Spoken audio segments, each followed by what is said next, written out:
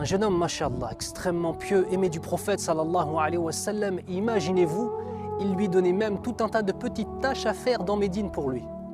Un jeune homme âgé de 15 ans. Le prophète sallallahu alayhi wa sallam, fi yawmin min al-ayyam, un jour parmi tant d'autres, l'envoie faire une course. Le jeune part à faire avec toute la joie qu'on peut s'imaginer de servir le prophète sallallahu alayhi wa sallam. Puis, lors du chemin, il y a un coup de vent qui lève le rideau, qui voile l'entrée d'une maison et qui voile une femme qui est en train de prendre sa douche, qui est en train de se laver. Et ce jeune homme pourtant qui est extrêmement pieux, celle a la tentation de regarder un petit regard de rien du tout sur le côté. Et il la voit nue. Et cette femme est magnifique. Il reste bouche bée devant elle. Puis il se ressaisit. Astaghfirullah. Et tout de suite la culpabilité naît dans son cœur. Mais vous allez voir quel type de culpabilité. Il se dit, je ne suis qu'un hypocrite.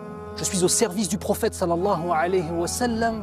Et sur le chemin pour aller faire ce qu'il m'a ordonné de faire, je regarde une femme dénudée.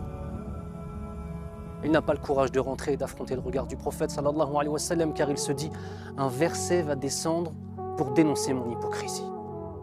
Allahu musta'an. Alors il s'enfuit.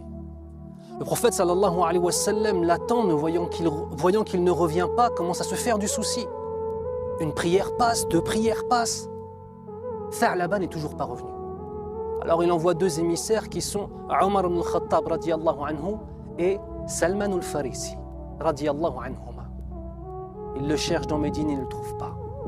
1 jour passe, 2 jours passent. Et au fur et à mesure que les jours passent, le sentiment de crainte qui est dans le cœur du prophète sallallahu alayhi wa sallam ne cesse d'augmenter.